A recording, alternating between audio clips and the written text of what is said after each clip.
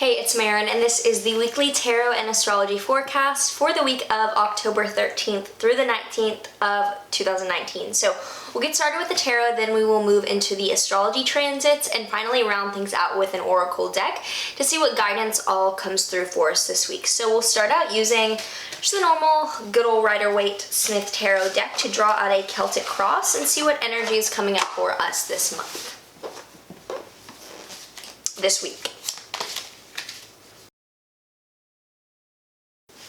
So as always, this is an interesting mix of characters coming up here. So we'll get started with the first card representing the situation at hand. And we have the Justice card reversed. And Justice has to do with the sign of Libra.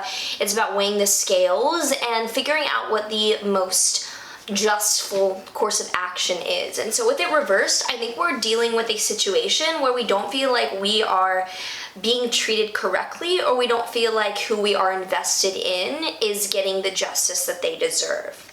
So as the cross or complement to this, we have the Five of Wands reversed. And this definitely is indicating some sort of dishonesty or trickery going on where someone is not getting the truth that they deserve. The third card is the potential for the situation, and we have the King of Swords reversed. So this is definitely indicating someone that's using their mind and their power of intellect to deceive or be like a tyrant towards someone. I'm interested, if this is resonating with you for a particular situation, comment what this is showing up for you as, because this is coming through really specifically. The fourth card is the unconscious reasoning that we're tuning into the reading, and this is the Knight of Wands reversed. The Knight of Wands reversed generally is, again, dealing with fragmentation, or our efforts are not being received honestly or directly. So I feel like we've had a falling out or a breakup with some sort of relationship because we weren't being heard effectively, and maybe there's not justice in the honesty going on. The fifth card deals with the recent past, and we have the Four of Wands reversed. The Four of Wands really, even reversed also, still means things are going pretty well, the feelings are here, the efforts here, things are pretty much in harmony with my efforts. So I think the past was that things were going well, and now we're in the midst of some kind of a shakeup. With the Judgment card reversed coming through as the sixth card as the future, it doesn't seem like there's a clear resolution going on here. It does seem like there's a cliffhanger, or it can also indicate that we're kind of fucking around and not going to make a decision about this. This is really indicating that there's not a black and white answer, and it's more of kind of a, that's what's happening. Let's keep going on.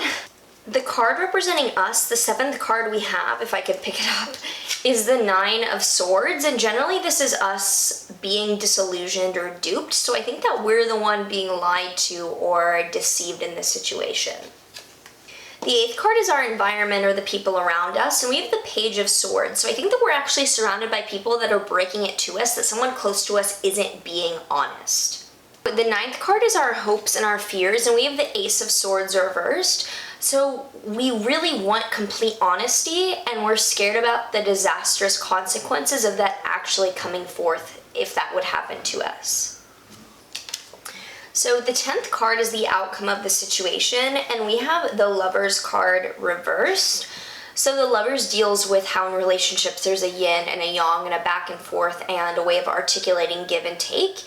And with the reverse, there's a different imbalance of power. There is someone is doing all the taking and someone is doing all the giving. I had to switch up the camera situation for a second, but with that card reversed, the end of the situation means that we're having to reanalyze the balance of relationship dynamics in whatever partnership we're in. So we'll keep going looking at the astrology for this week. Starting out on Sunday the 13th, the sun will sextile Jupiter as the moon trines Jupiter. So Sunday starts off on a really loudly optimistic note. I think this is carrying forth from the past week of just abundance and having our projects continued on.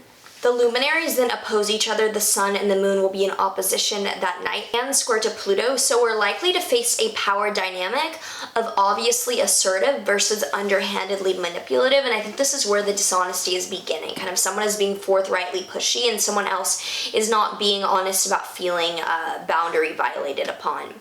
A Mercury-Saturn sextile might give us the opportunity to communicate effectively, so just be honest and direct. Monday the 14th, the sun will square Pluto early in the morning, which definitely wakes us up with feelings of uncomfortable control or feeling out of control, continuing on from this power dynamic. The moon will be in Taurus conjoining Uranus, so definitely could be in store for a breakthrough or of a perceived limitation. So remain internal instead of projecting onto someone else. They're just unexpected dynamics going on Monday the 14th. Tuesday the 15th, Mercury is trying to Neptune, definitely allows communication to take on an artistic flair, while the moon's trying to Saturn and sextile to Neptune lets our inspired actions have grounded practicality. So Tuesday's actually a really beautiful day to be not only aspirational, but grounded and practical about grounding those thoughts. The moon's moon-Mercury opposition might indicate some cognitive dissonance about the path we're taking, or some, again, just like erratic communication with the partner of not feeling that our voice is heard. On Wednesday the 16th, there are no major aspects until the moon enters Gemini late that night. So Wednesday the 16th, just be open to unexpected or changing plans, and use the rest of that day to sort through fixed earthy matters until that night's plans turn into more social and cerebral, because they will. On Thursday the 17th, the moon in Gemini will trine Mars, which definitely transforms promises into effort and might make us get the energy to be honest and forthright. And it likely transforms the afternoon into a busy time of errand running, of really getting shit done. Venus will trine the North Node later around sunset, so this allows our highest path to shine through, and then we might gain clarity into what we value in relationships later on Thursday. On Friday the 18th, the moon in Gemini squares Neptune, which definitely wakes us up in a confused haze regarding the decision to get out of bed. I bet, like, we probably are just like, do I get out of bed or not on Friday the 18th? The moon will then follow and oppose Jupiter, so we definitely could get overly excited that night, or like overly looking forward to what our next course of action is. Later, the moon's trine to the sun releases us into trusting both our active efforts and passive receptivity. I think by the end of the week, we're realizing that there are really two diverging paths for us to go on, either pushing really hard or giving up, and maybe neither of those is the right choice. Saturday the 19th, the moon enters Cancer and draws the weekend into a softer, more homebody note. I think we're just tired of all the deliberation by Saturday. And as the moon squares Chiron, the vulnerability definitely will be triggered, but a sextile to Uranus does indicate innovative solution if we look for the opportunity. Mercury sextiles Pluto and allows words to match the intensity of our feelings. So by Saturday, we are really ready and down to be honest. It's just about seeing that maybe the honesty is not a direct fork in the road, and that there's more factors than can be easily sorted out. So with that being said, let's go ahead, pull out the Work Your Light Oracle deck and see what our head, body, heart spread has in store for us.